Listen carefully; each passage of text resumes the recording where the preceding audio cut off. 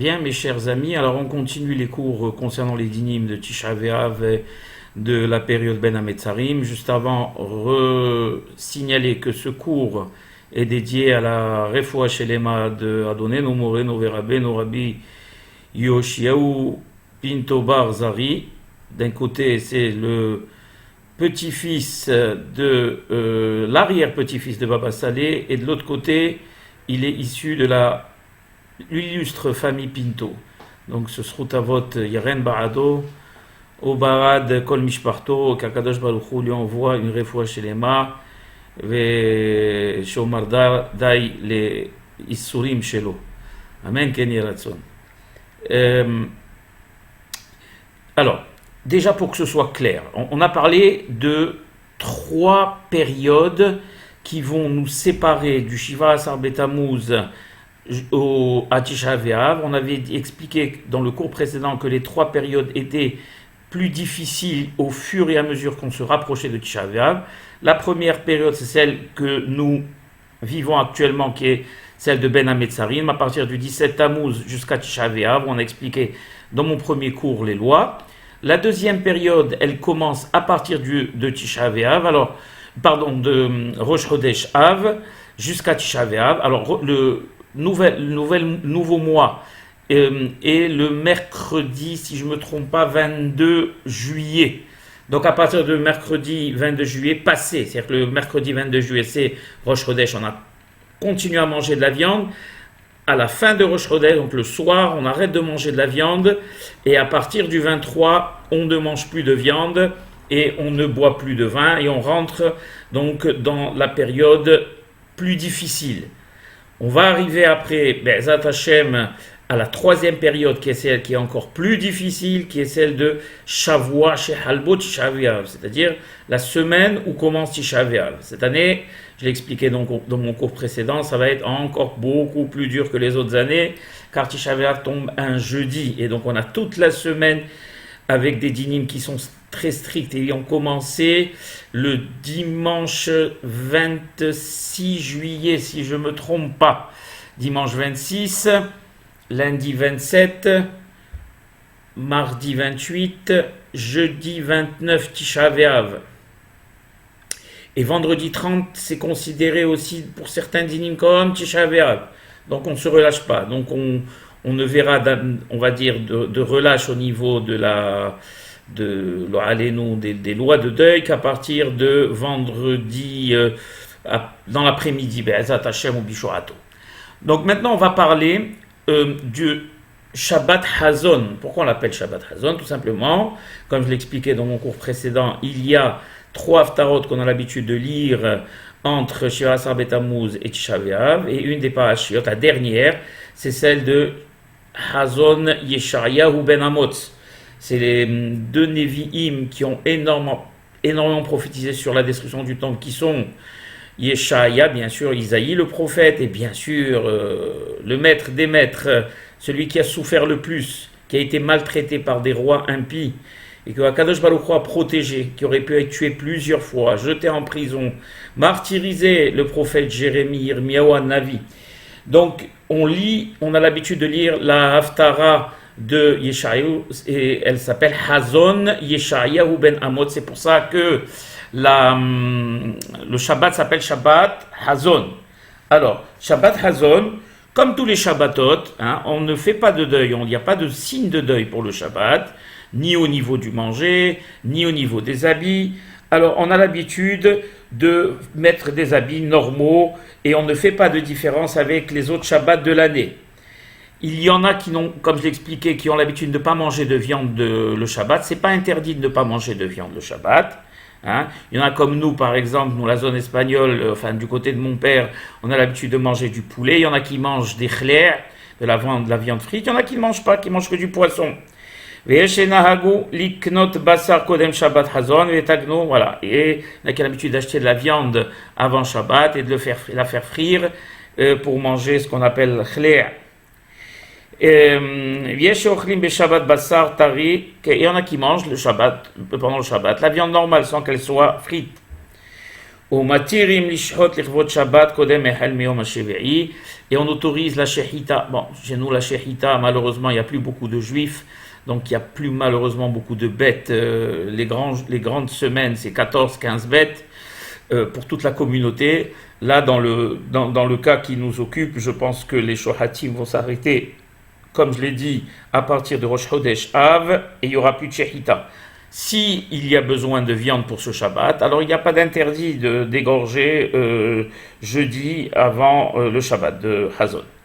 Bashar Shenish'ar, alors, Bashar Shenish'ar, Beshabbat Hazon. Alors s'il reste, et je vais le signaler de manière claire, s'il reste sans qu'on l'ait fait exprès, sans qu'on l'ait voulu, qu'on ait cuisiné et qu'on ait moins mangé et qu'il reste de la viande, ne faites pas la bêtise que les gens font, jeter la viande, c'est assour, c'est baltashhit.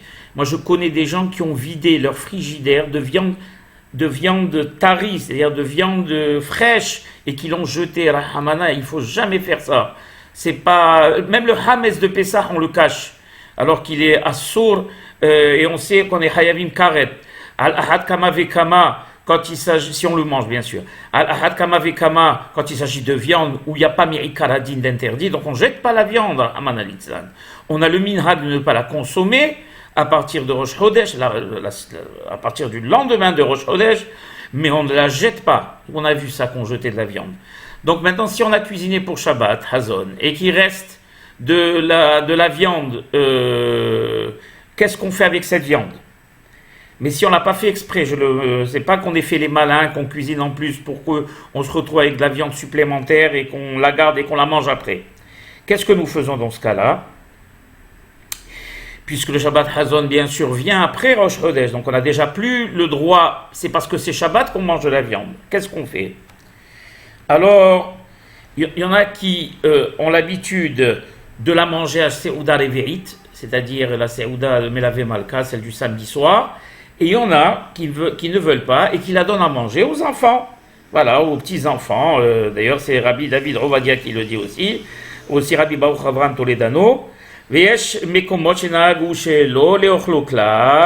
en a qui ont l'habitude de ne pas le manger, donc ce qu'on fait, on le conserve. Tout simplement, on la conserve. On aurait pu penser qu'étant donné qu'il est interdit de boire du vin aussi, à partir de Rosh Chodesh Av jusqu'à Tisha B'Av, que si on fait l'Avdala, on puisse pas boire le vin. On boit le vin de l'Avdala. Ou si on ne veut pas boire le vin de l'Avdala, on le donne à quelqu'un à boire, à un enfant à boire.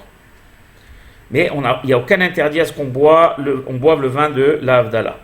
S'il y a, malheureusement, c'est plus tellement le cas, mais j'aimerais vraiment que ça se reproduise, qu'on ait des Brit Milot, que notre communauté rajeunisse, qu'on ait des jeunes couples qui s'installent et qu'on ait des Brit Milot. Si on a une Brit Mila et qui commence de Rosh Chodesh jusqu'au jeûne, c'est-à-dire à partir de Rosh Chodesh Av jusqu'au jeûne, Dina kechol se'uda ahala bizman ze ve'en ochlim ba basar klal.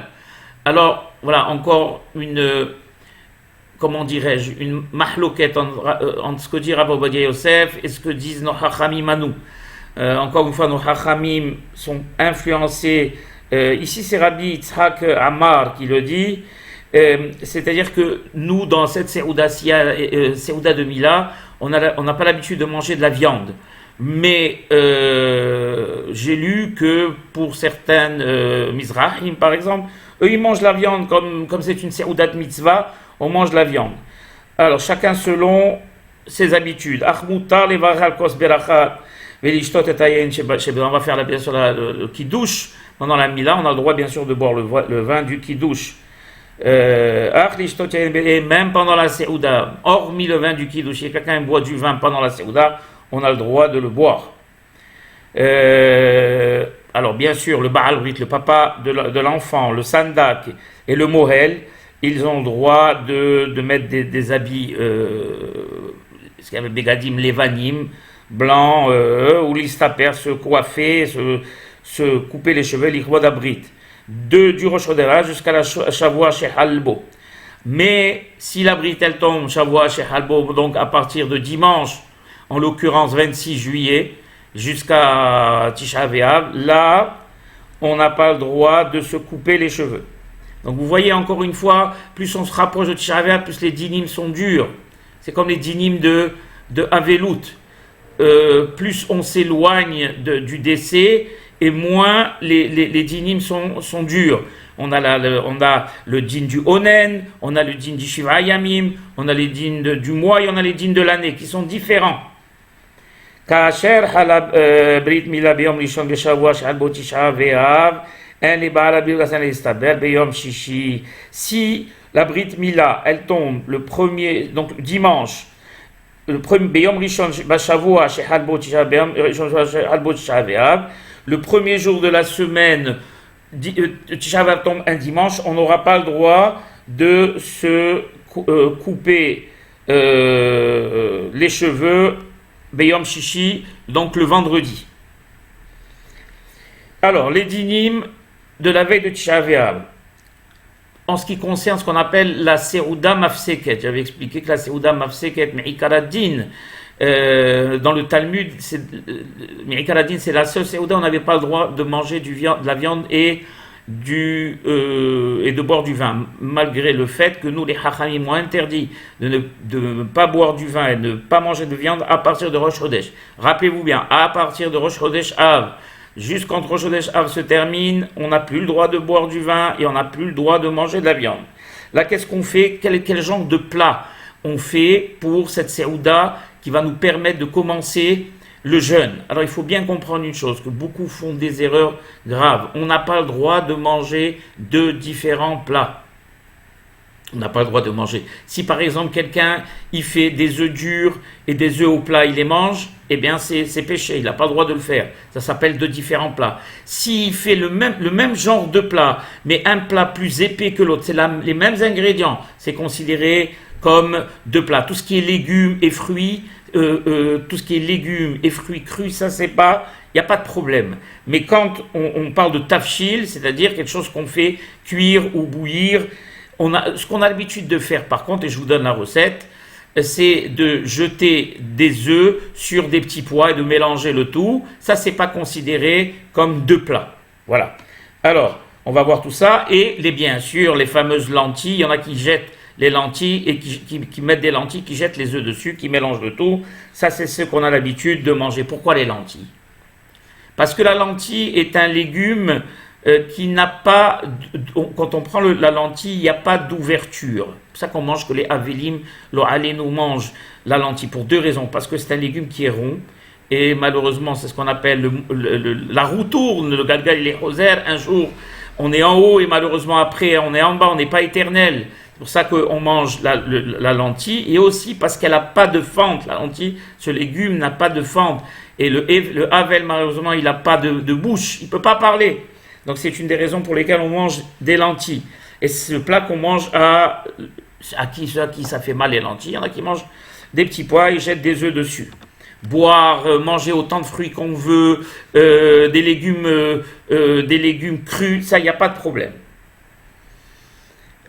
Manger par exemple du poisson, et il y en a qui ont l'habitude de même pas manger de poisson parce qu'ils trouvent que le poisson est un plat quand même, un plat de luxe, et donc on n'a pas l'habitude de manger. Il y en a qui ont l'habitude de manger cette seouda aussi par terre. Alors quand on parle de par terre, il ne faut pas s'asseoir à même le sol, il faut toujours mettre quelque chose pour soit un coussin, comme ça on ne doit pas toucher le sol. Il y en a qui ont l'habitude de manger cette seouda comme cela. Et il ne faut pas boire plus. Vous savez que j'ai dit que le vin était interdit pendant cette période, mais les alcools, la mahia, les whisky ne sont pas interdits. Pour cette seouda mafseket, on ne doit pas boire d'alcool, quel qu'il soit. Et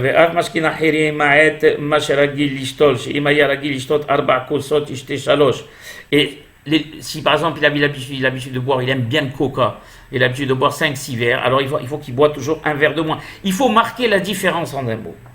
D'accord? Il ne faut pas oublier que c'est une journée qui est très très longue, il fait très chaud. C'est un début d'ailleurs de Tisha B'Av. On souffre beaucoup. Moi, je sais que je souffre beaucoup plus à Tisha B'Av que Yom Kippourim. Yom Kippourim, je suis concentré à la Teva avec les autres officiants, donc je suis très très à l'aise, Baruch Hashem. Mais Tisha B'Av, étant donné qu'à partir de 1h, midi et demi, 1h, on n'a plus rien à faire, qu'on a terminé les keynotes et tout, donc vraiment c'est une journée qui est très longue. Donc mangez bien, hydratez-vous bien, et manger beaucoup ça sert à rien. Mangez bien, oui, mais pas manger beaucoup et n'importe quoi. Et hydratez-vous bien, buvez beaucoup d'eau, c'est très important. Voilà, parce qu'on n'aura pas l'occasion de se lever le matin pour pouvoir le faire.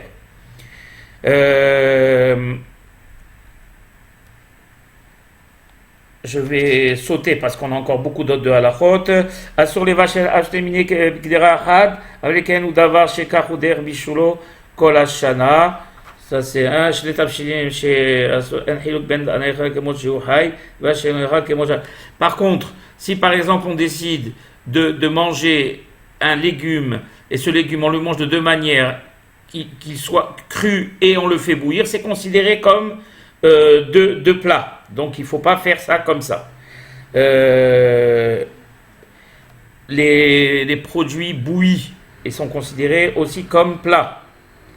Alors il y en a qui font la bêtise de terminer de manger et de manger des œufs crus après le repas. C'est considéré comme deux plats.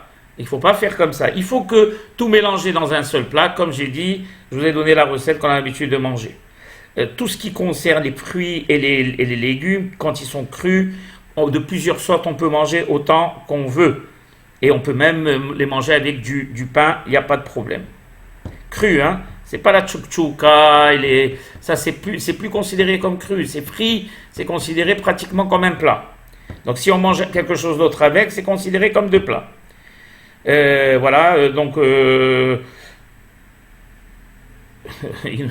ceux qui peuvent, alors ça c'était les anciennes générations, ils étaient trop forts, ils avaient, Baruch Hashem, non seulement une émouna forte, qu'Akadosh Baruch Hu leur donnait une puissance physique, ils pouvaient manger la veille de Tisha B'Av, boire de l'eau et manger du pain sec, comme ça ils ont encore plus soif, et comme ça ils souffrent encore plus, et comme ça, plus le jeûne est dur, et plus se rappelle la destruction du temple. Nous on n'a pas cette force à la Bretagne, buvez rien que de l'eau normale, mangez normalement, et déjà résister, faites les prières comme il se doit, ça suffira. Il faut éviter de s'asseoir à trois ensemble sur la même table pendant cette Seuda Mafseket, pour ne pas qu'on soit obligé de faire Zimoun. Et si on se trouve, Birkat Amazon, ensemble, et si on se trouve dans le cas comme ça, malgré tout, on ne fera pas de Zimoun. Seuda Mafseket, Yéna, Davka, Sheochla, Hatsot Ayom, Dato, Shelo, Lechola, ce qu'on appelle Seuda Mafseket, c'est quoi? C'est une Seuda qu'on ne va plus rien manger après elle.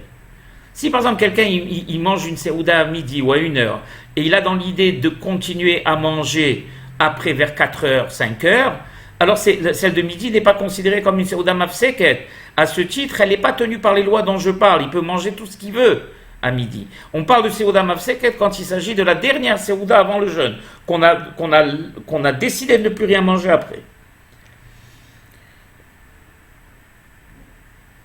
יש מי שכתב שקודם תפילת מנחה יעשה אדם סעודה כדרכו. Bon, אם חל שעה באחד בשבת או שחל בשבת, ça c'est pas notre cas cette année, donc je ne vais pas vous embrouiller.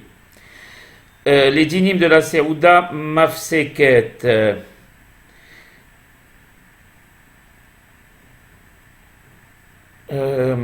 אף על פי שאכל אדם סעודה מפסקת מותר לחזור ולאכול, אלא אם כן קיבל פירוש שלא לאכול עד היום וקבלה בערב אינה קבלה אלא צריך להוציא בשפתיו.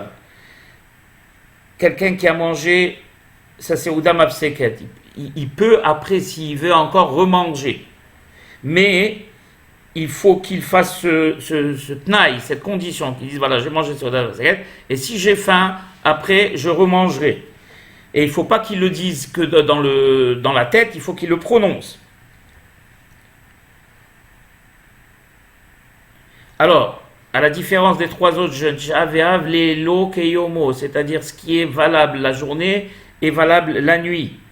Et Moutar, la veille de Tisha B'Av, la veille, c'est-à-dire on a le droit de se laver avec de l'eau tiède. Et on a le droit de soindre avec des baumes Et on a le droit de mettre du cuir à Ashkia, c'est-à-dire à partir de l'Ashkia, le coucher du soleil, on n'a plus le droit. Donc le signe, c'est l'Ashkia. Jusqu'à l'Ashkia, on a le droit de faire ce qu'on a l'habitude de faire. Après l'Ashkia, on doit automatiquement enlever nos chaussures. On ne doit plus se laver de l'Ashkia jusqu'au lendemain soir. Et on va voir que même la toilette, il y a des différentes manières de la faire, à part pour les gens qui sont fragiles. On a l'habitude de les faire, à la limite, comme Yom Kippourim. Comme Yom Kippourim presque. Et à partir de la shkia, on n'a plus le droit. Donc j'ai dit de boire, de manger, de soindre, de cohabiter, donc de dormir dans le même lit que son épouse. Voilà, toutes ces choses-là, on n'a plus le droit de les faire. Noagin, on a l'habitude de ne pas étudier à partir, si maintenant Tisha B'Av c'est jeudi, donc à partir, c'est jeudi, donc Tisha B'Av, donc à partir de mercredi la veille, à partir de 2h, 1h30, 2h, normalement on a l'habitude de ne plus étudier de Torah. Et on commence à étudier que les choses qui attristent. On va voir Iyov, et on va voir d'autres choses qu'on a le droit d'étudier. Tout ce qui est autre que ce qui est attriste dans l'étude de la Torah est interdit. Pourquoi ? Parce qu'on le sait, que la Torah, elle est mesamahat, elle rend heureux. Et cette période, et ces moments-là, on ne doit pas être heureux. Donc, Tisha B'Av, Shehal B'Shabbat V'Yitra, ce n'est pas le cas cette année. Quelles sont les choses qu'on n'a pas le droit de faire à Tisha B'Av ? Donc je le répète, on n'a pas le droit de se laver, on n'a pas le droit de soindre, on n'a pas le droit de mettre des chaussures en cuir, on n'a pas le droit de cohabiter, et on n'a pas le droit bien sûr de boire et de manger.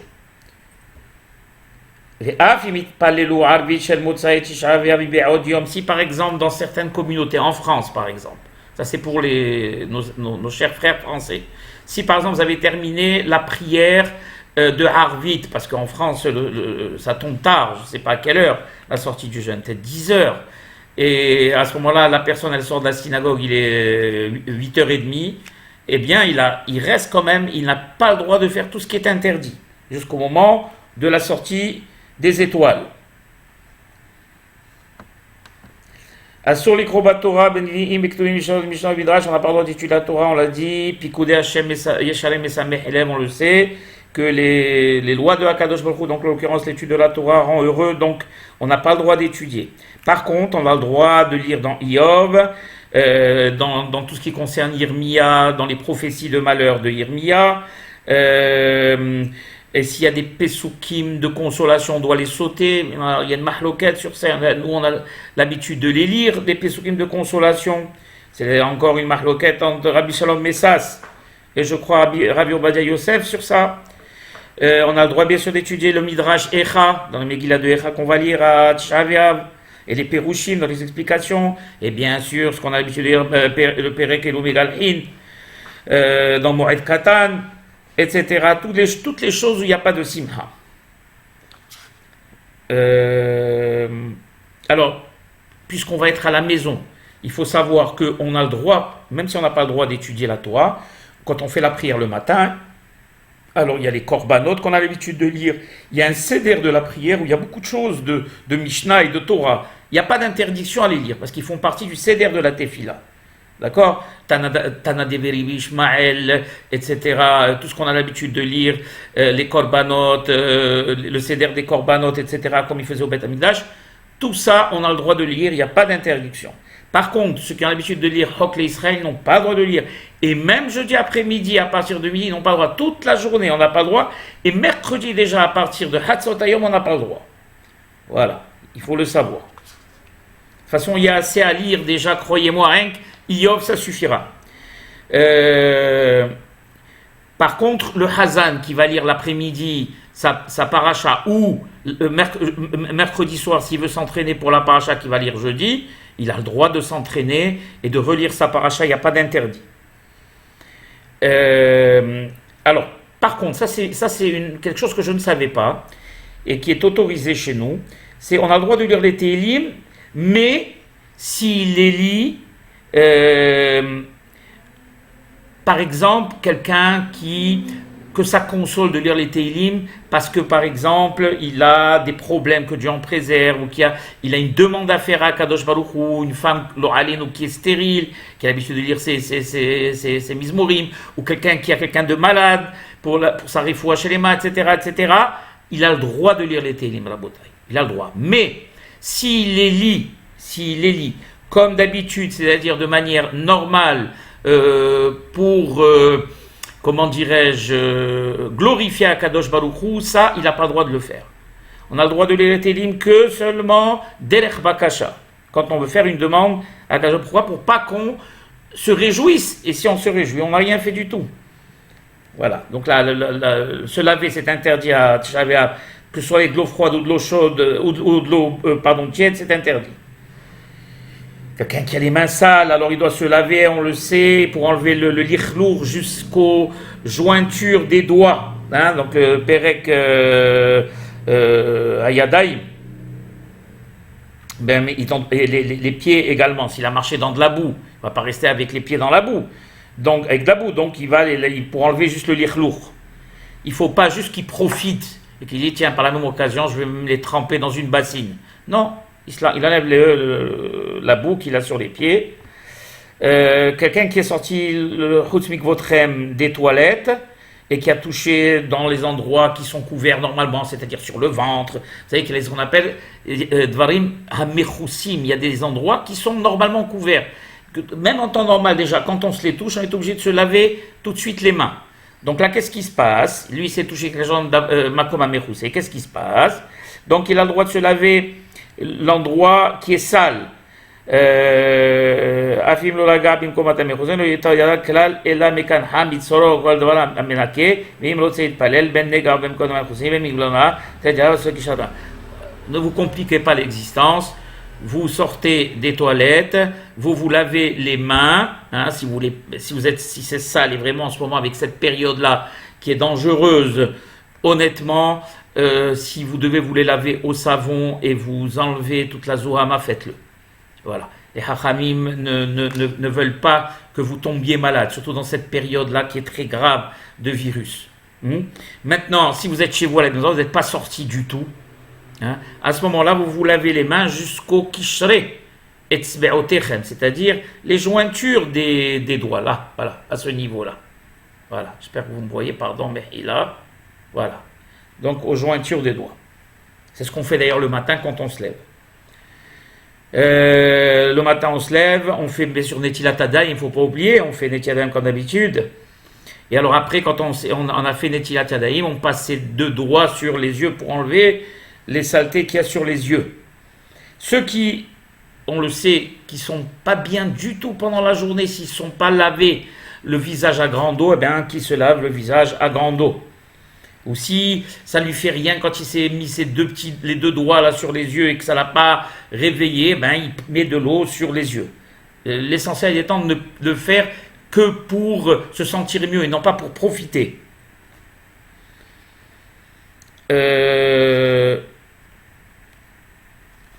Alors, les femmes qui doivent cuisiner ce jour même et qui doivent nettoyer la viande, ça, donc il n'y a aucun problème. Elles nettoient leur viande, même si elles ont les mains dans l'eau. Alors, ce qu'on appelle embaumer, l'embaumement, c'est quoi ? C'est quand on met des huiles essentielles pour le plaisir. Mais si par exemple quelqu'un il a des problèmes de peau, ou il est brûlé, il a été à la plage, au soleil, bien que je vous conseille pendant cette période d'éviter complètement la plage. On a ce problème de corona, mais quelqu'un qui va à la plage, qui a la possibilité d'aller, qu'il ne se baigne pas, qu'il fasse très attention. La mer est particulièrement dangereuse à cette période et il y a trop de dangers, le Satan, les roquettes, faites très attention. Ça, on l'a su depuis qu'on est tout petit et tous les livres que j'ai étudiés de Kabbalah, tous les Mekoubalim le disent, c'est une période dangereuse à la bataille. Donc évitez tout ce qui est dangereux. Et remettez les voyages qui sont dangereux et les choses qui sont dangereuses, je le répète. Alors, quand on dit qu'il est interdit de mettre des chaussures en cuir, tout ce qui est recouvert de cuir est interdit. Donc on peut mettre des espadrilles, il n'y a pas de problème. Même si elles sont recouvertes de cuivre, les hachamim lo gazrou. Mais tout ce qui est chaussures en cuir, on ne doit pas mettre, comme à Yom Kippourim. Vous voyez que les chaussures sont, on va dire, en cuir, c'est du luxe. On n'a pas le droit de les mettre. Alors qu'est-ce qu'on met? Comme d'habitude, des baskets, ou on met des chaussures en toile, ou on met des tongs, ou on met ce que vous voulez. Voilà. Ça se met plus maintenant, j'en parle ici, Na'alim Shel'et, c'est-à-dire des sabots avec des... S'il y a juste une lanière en cuir qui permet aux sabots de tenir, ça c'est pas péché. Parce qu'on parle de quand carrément c'est recouvert de cuir. Il n'y a plus personne maintenant qui a ce genre de sabots, je pense pas. Hein. On met aussi les tongs, vous savez, pas les tongs, là, les chaussures de natation là, en caoutchouc, où on met ce qu'on veut. Voilà. Alors ils disent une chose ici qui est quand même qui se rapporte aux temps anciens, où étant donné que les Juifs à cette période-là, ils mettaient des chaussures très spéciales à Tisha B'Av qui étaient faites que pour en bois avec des lanières, c'est quelque chose qu'on remarquait. Donc il était autorisé, même à Tisha B'Av, si on devait aller voir un goy, de les enlever, d'aller pieds nus carrément, de mettre autre chose à la place. Mais aujourd'hui, étant donné que ce qu'on met est quelque chose de courant, tous les tongs, ou que ce soit des chaussures en toile, ça, tout le monde les met, donc il n'est pas question de les enlever, de mettre des chaussures en cuir. Même si on a rendez-vous quelque part où il y a des goïms, étant donné qu'aujourd'hui, toutes les chaussures, elles sont, même en toile, sont très convenables.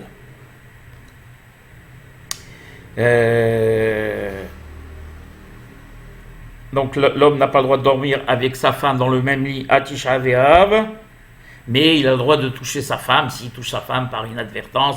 Nous les femmes, je me rappelle, ça on le tient depuis nos grands-parents, elles avaient l'habitude de dormir séparées dans une chambre à part à Tisha B'Av, comme on le fait le jour du Yom Kippourim. Ce jour-là, alors, on n'a pas l'habitude de se réjouir, donc on n'a pas l'habitude de dire le bon. Encore une fois, le virus a changé complètement les habitudes. Et malheureusement, on ne se voit plus. Mais si Dieu fasse Be'ezat Hashem qu'on puisse se voir, alors quand on se rencontre, c'est pas le bonjour habituel, criant, tout joyeux. On ne dit pas à ce jour-là un bonjour. Et si quelqu'un ne connaît pas les dîmes, il vous dit bonjour. Bon, pour ne pas le vexer, vous lui répondez d'un hochement de la tête ou d'un sourire. Voilà. C'est-à-dire qu'on répond différemment. On n'a pas le droit, bien sûr, d'envoyer à ses amis des cadeaux à ce jour-là précisément. Par contre, on doit et on a le devoir de donner de la tzedaka aux pauvres. D'ailleurs, on a l'habitude de la donner aux pauvres à Tisha B'Av, qui viennent à la synagogue. Rabbi Raphaël Baruch Toledano ici qui le ramène dans son Shulchan Aruch. Et aussi ici Rabbi Yitzhak Ben Walid, Alav Shalom, Lakum Yisharab, Ipne Talmid Hacham, si un Talmid Hacham qui rentre à Tisha B'Av, il n'y a pas de différence, il doit se lever. Parce qu'on aurait pu se dire, étant donné qu'on n'a pas le droit de saluer un Talmid Hacham, il représente la Torah, on a le devoir de se... Alors, minhag, une habitude du Ham Israël de ne pas travailler, de ne pas faire une melacha, le jour de Tisha B'Av. Bon, ça veut dire quoi une melacha? Quelque chose de lourd, quelque chose qui nous permet de gagner de l'argent à Tisha B'Av. Pourquoi ils disent les Hachamim, le roi siman belacha? On ne voit pas de belacha dans ça. Mais davara avet, si quelqu'un par exemple il a une usine, le pauvre, il a des employés, et ne serait-ce que s'il ferme, il va perdre de l'argent, alors ça c'est autorisé. Quand on parle de melacha, c'est quelqu'un qui, Baruch Hashem, ne perd pas d'argent, il va ouvrir, il va travailler, il va gagner de l'argent. Ils disent, Hachamim ici, le jour de Tisha B'Av, il n'y a pas de siman belacha. Ben, les temps modernes aujourd'hui ont fait que malheureusement, tous les chefs d'entreprise, et moi y compris à la bataille, bon, Baruch Hashem, quand je peux envoyer les employés, j'envoie les employés, parce qu'aujourd'hui, malheureusement, les sociétés ne peuvent pas fermer, c'est impossible. Vous fermez une société sans raison au milieu de la semaine, eh bien, tout le monde va se poser des questions, et en plus, vous perdez de l'argent, sans compter le courrier, etc., parce qu'on a des frais fixes. Donc, à l'époque, quelqu'un était tailleur, par exemple, il pouvait prendre son travail avant terminé et être libre le jour de Tisha B'Av, où il y avait des métiers qui leur permettaient. Aujourd'hui, si on peut le faire, il faut le faire. Il y a des grands hommes d'affaires qui arrêtent tout le jour de Tisha B'Av.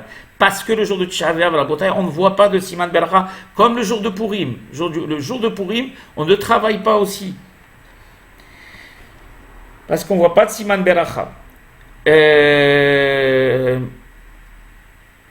qu'on appelle ici Moutarle, on a le droit de corriger bien sûr un Sefer Torah, Tisha B'Av, c'est pas appelé une Melacha. Même si on le corrige pour un autre jour, pour le Shabbat d'après ou ce qu'on veut. Quelqu'un qui a eu, un Tamid Hacham qui étudie, quand on étudie des fois des idées qui nous viennent, des Hiddushim, et on veut les écrire pour ne pas les oublier, c'est interdit de le faire à Tisha B'Av. En tout cas, en conclusion, la personne elle doit diminuer de son plaisir le jour de Tisha B'Av le plus possible. Il y en a même qui, quand ils dorment pas comme d'habitude. Il y en a qui mettent des pierres sous leurs coussins. Il y en a qui dorment sur des matelas beaucoup plus fins, qui descendent leur matelas par terre. Chacun avec ses habitudes.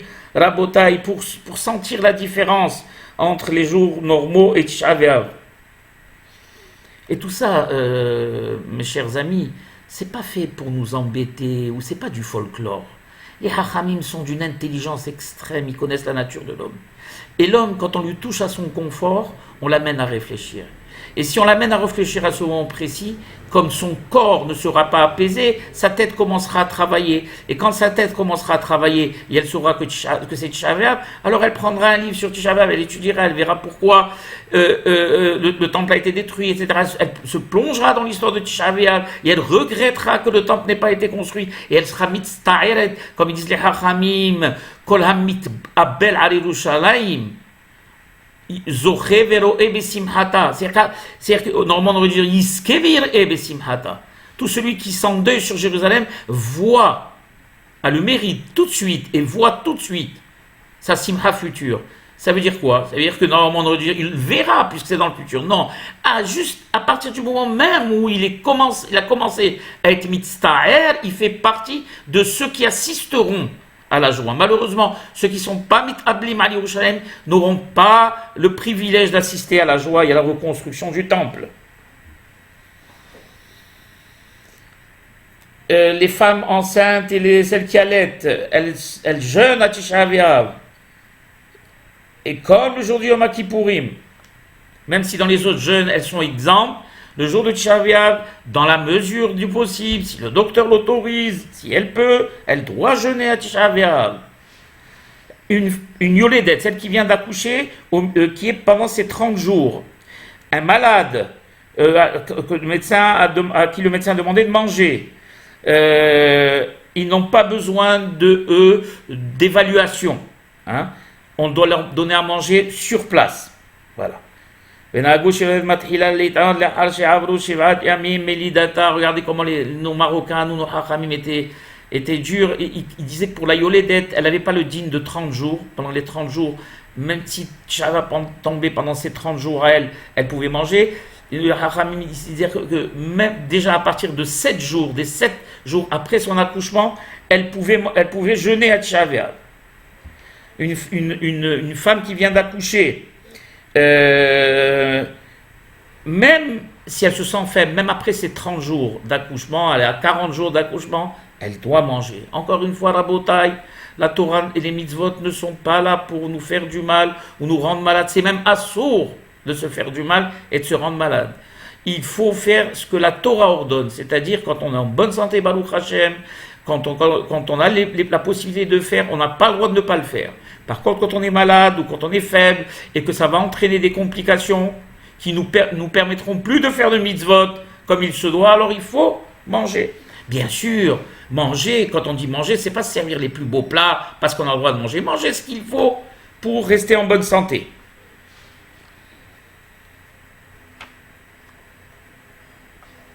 Voilà.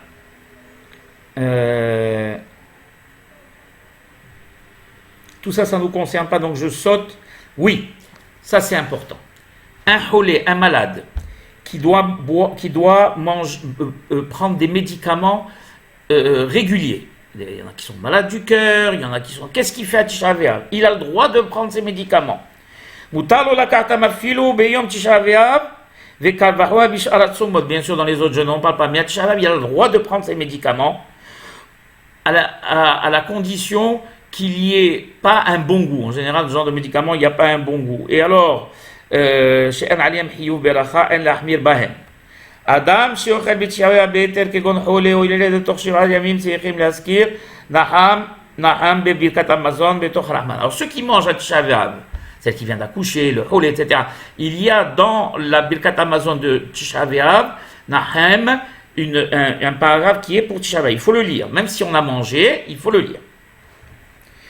Les dinim de tzitzit et de téphilin. Nous, ici au Maroc, et en général partout, à part dans les yeshivot de Mekoubalim, à Bethel, où ils ont l'habitude de mettre les téphilin chez eux à la maison, ou même dans leur yeshiva, nous, on ne met pas les téphilin le matin de Tisha b'av et le talit non plus.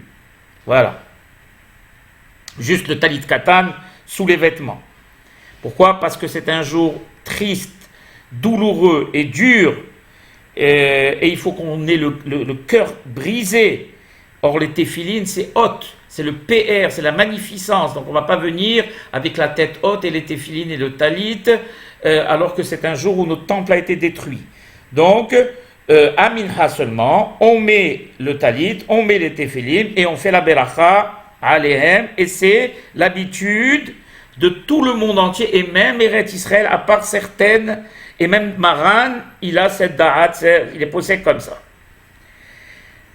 Adam ameniat tefilin bin hajj shaviav kaya qui met le tefilin ben zur shikra ke shema dafka. Ah oui, vous savez que ils disent les hachamim kol mi chez Koré Kriyat Shema bli tefilin keilu me'id edut sheker. Celui qui dit Kriyat Shema et qui n'a pas les tefilin en temps normal, le matin par exemple, quand il met les téphilines, il est obligé de redire Kriyat Shema. Pourquoi? Parce que dans le Kriyat Shema, tu dis Ve'ayu les hot al yadecha ou tatafot ben enecha, donc tu les as pas sur toi, tu fais un faux témoignage.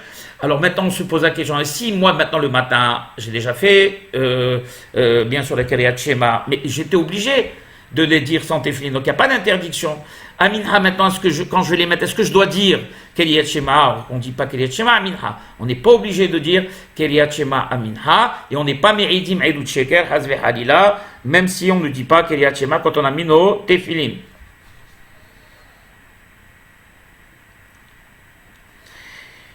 Je passe les minhag des Mekoubalim de Bethel qui a l'habitude de mettre.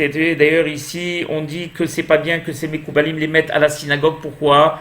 Parce qu'ils poussent les gens à les imiter et eux être ovrim. Les Mekoubalim, ils font ça mita'am Kabbalah. Kabbalah, c'est pas nous, on est mita'am pshat.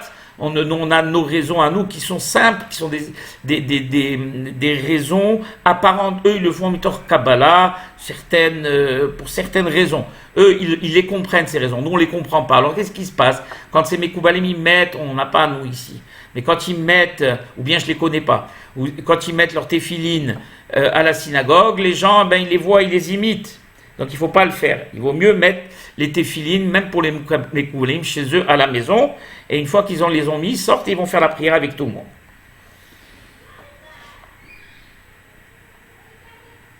Voilà. Voilà, ça c'est on a dit. Celui qui malheureusement a suivi les minhag des Mekoubalim et qui n'est pas Mekoubal et qui met les téphilines sachez qu'il ne fait pas selon la volonté des Hachamim, c'est très grave. Et il faut qu'il arrête et qu'il revienne à ce que nos ancêtres et nos maîtres ont décidé pour nous et ce que Maran, le Saint, a décidé pour nous dans le Shulchan Aruch. Voilà. Donc c'est très grave de contrevenir à ce qu'un Hacham a dit qu'il est le Poretz Geder, c'est très grave. Et tout ce que nos Hacham du Maroc ont décidé, celui qui fait contre, même quand il va habiter en Israël, c'est très grave. Il faut toujours Altitosh Torat Immecha. Tout ce que nos Hachamim ont institué ici, il faut continuer à le respecter. Les Olam ou l'Olmé Olamim. Voilà. Nos Hachamim se sont basés aussi sur Maran, ils se sont basés aussi sur le Rama Rabbi Moshe Iserlich, et donc toutes leurs halachot à eux sont basées sur la halakha la plus stricte, avec des minhagim différents. Donc ça ne nous intéresse pas quand on le verra l'année prochaine, Be'ezat Hashem Mishuato, quand Tisha B'Av tombe Yom Rishon. Oui. Donc on va voir ici après. Alors, les dinim de la fin de Tisha B'Av et du lendemain, donc le 10 Av. Qu'est-ce qu'on fait? Tisha B'Av, Shehal Bezmano, donc si là ça n'a pas été reporté, donc il n'y a pas de problème. Des fois quand Tisha B'Av est reporté, le Tisha B'Av devient le 10 Av, et donc après c'est le 11. Donc c'est d'autres dinim. Là, Tisha B'Av c'est le 9 Av, donc c'est jeudi. Donc jeudi, bien sûr, on ne mange pas, il n'y a pas de problème. Et vendredi, l'Irvot Shabbat, on va manger de la viande, mais on mangera de la viande que pour Shabbat. On n'a pas le droit d'en manger vendredi matin, ni vendredi à midi. On attendra le soir pour en manger Be'ezat Hashem. Je l'ai expliqué dans mon premier cours. Il y en a qui sont matirim, qui autorisent de manger, comme cette année, vendredi à partir de Hatzot Hayom, mais honnêtement, moi, personnellement, j'ai l'habitude d'en manger, j'en mangerai que le 10 au soir. Tisha B'Av, Shinitha, ça c'est pas. Kibbutz, Vetis Podashim, Gameliam, Avbelev, oui, le soir de Tisha B'Av, quand on a terminé le jeûne, on ne peut pas aller chez le coiffeur ou se raser, etc., etc. C'est considéré encore, j'ai expliqué, le temps de continuer à brûler toute la nuit du 9 Av, le 10 Av, toute la journée pratiquement. Donc c'est un jour de jeûne, de deuil. Par contre, le 10 Av, quand il se lève au matin, et même surtout qu'il y a le Shabbat après, il peut aller sans problème se couper les cheveux, se raser, etc. C'est bien aussi de ne pas dire chez Hiyano la veille du 10, donc jeudi soir, et le 10 Av. Alors là, Rabotaï, cette année, honnêtement, je ne sais pas. Ça va être très, très, très, très compliqué. Pour ceux qui n'ont pas l'habitude, les novices qui ne savent pas lire, BMS, je ne sais pas. Moi, je leur conseille, honnêtement, s'ils ont, de télécharger sur Internet des keynotes de Tisha B'Av et de les écouter. Ou celui qui a des livres de Tisha B'Av ou des CD enregistrés de keynotes de Tisha B'Av, de les écouter. Ce n'est pas interdit, mais il faut qu'il y ait que des keynotes. Que des keynotes de Tisha B'Av. C'est des CD et des keynotes, des enregistrements qui sont faits que pour ça. Autrement, ceux qui ont l'habitude, alors il y a un CDR de la Tefila. Bechol Tefilot Tisha B'Av, les Ma'at Tefilat Minha, Yoshvim Bet HaKnesset à la Haaretz, on s'habitue. Alors à la maison on le fera, si on le fait à la maison, on s'assera par terre avec un coussin toujours. Comme malheureusement, allez-nous les 7 jours de deuil. La veille de Tisha B'Av, donc en l'occurrence mercredi soir, on commence les keynotes selon le CDR. Il faut avoir le livre des jeunes, c'est un livre marron. Pour mes amis de Charneter, adressez-vous à David ou allez directement à la synagogue les prendre. Sans ça, vous serez perdu. Parce qu'il y a une tonne de keynotes et il y a un CDR qui est très spécial. On chante Shana Beshana. Yonanich Ava, Shim'u, Ve'azinu, etc., etc. Vous connaissez tous les airs de Yom Kemoned, voilà. Hadan Sevi Mouda, Hadan Sevi Mouda, Hashaher Adati, etc., etc. Tous les airs. Appelez Maurice Torjman, il vous donnera les airs. Baruch Hashem, c'est un païtan qui connaît très bien tous les airs de Tisha B'Av, ou chez Iskel Rabbot, Yosef Afriyat, et il vous indiquera tous les airs de Tisha B'Av pour ceux qui veulent les faire à la maison. Ensuite, quand on fait la prière comme il se doit, on se couvre la tête et on dit Al Neharot Babel, et on matrille les païls, on fait Arbit, bien sûr. Donc là il n'est pas Halbit Shaveav Motzei Shabbat. Après la Hamida, on dit Lemi Efke, c'est une kina, et on lit Megillat Echa.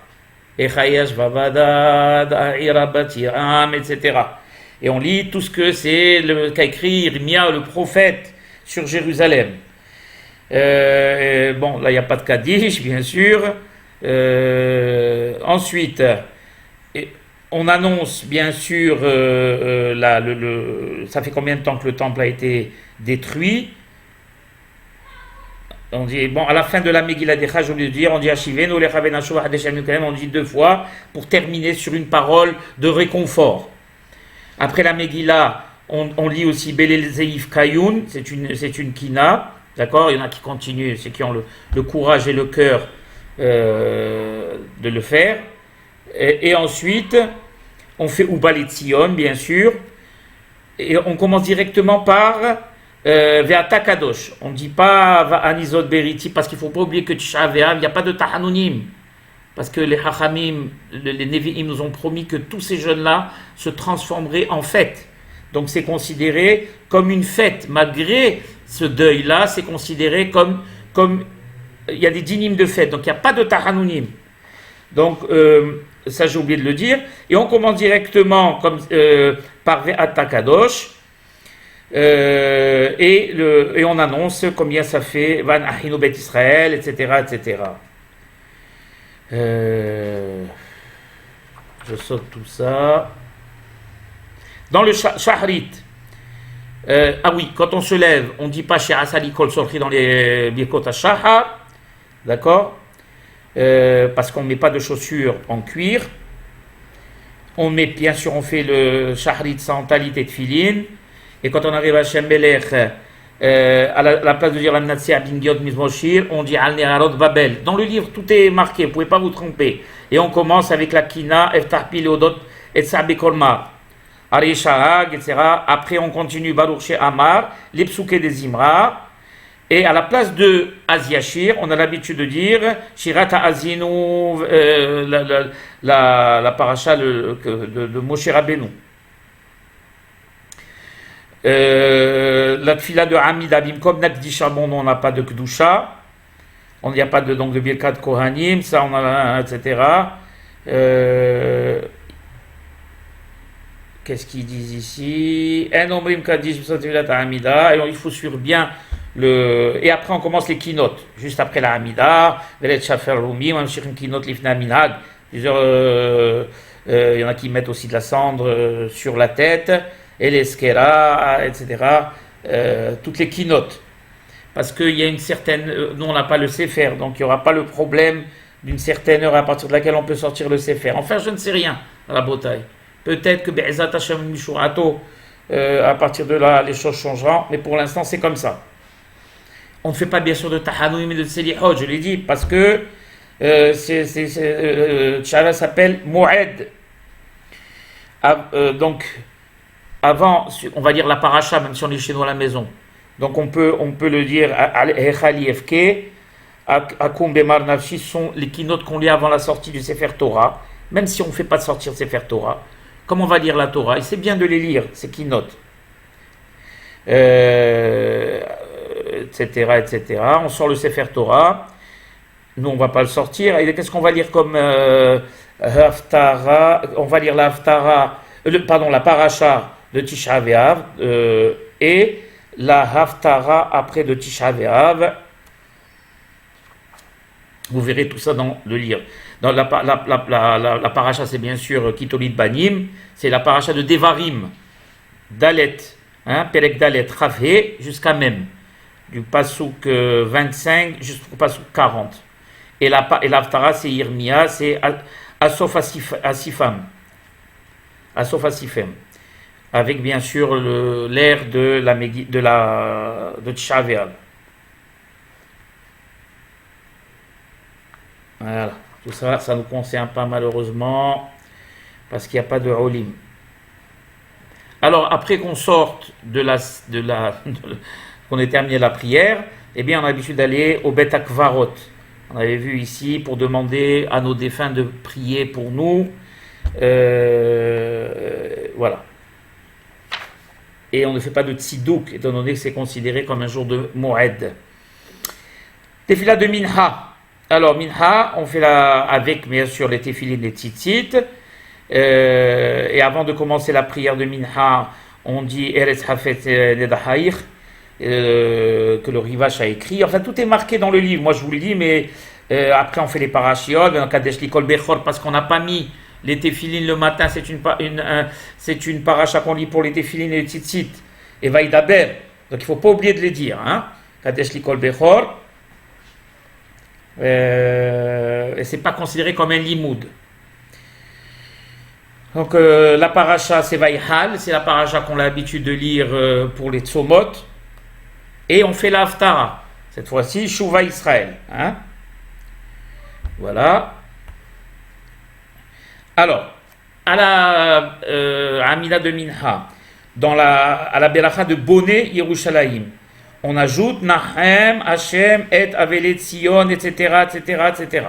Le matin, on ne dit pas, mais à Minha, on dit cette prière. Vous la verrez et à la fin de la Beracha de Nahem, on ajoute Nahem, Sion, ou Boné, Yerushalayim.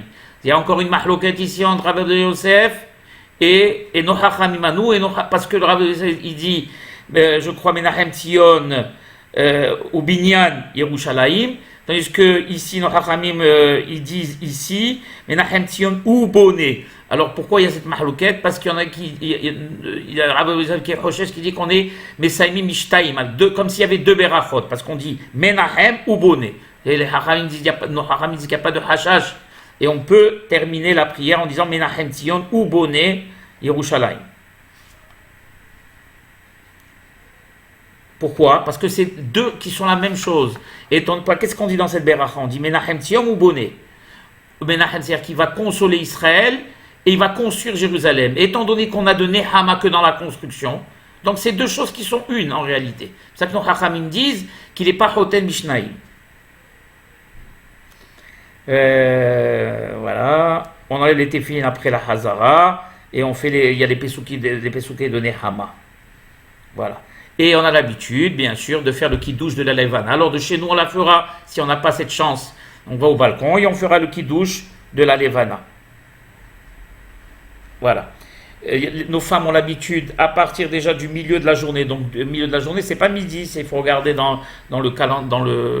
Sur le téléphone, dans le kolji, il y a le Hatzotayom, c'est-à-dire, je crois, 1h30, 2h, j'en sais rien.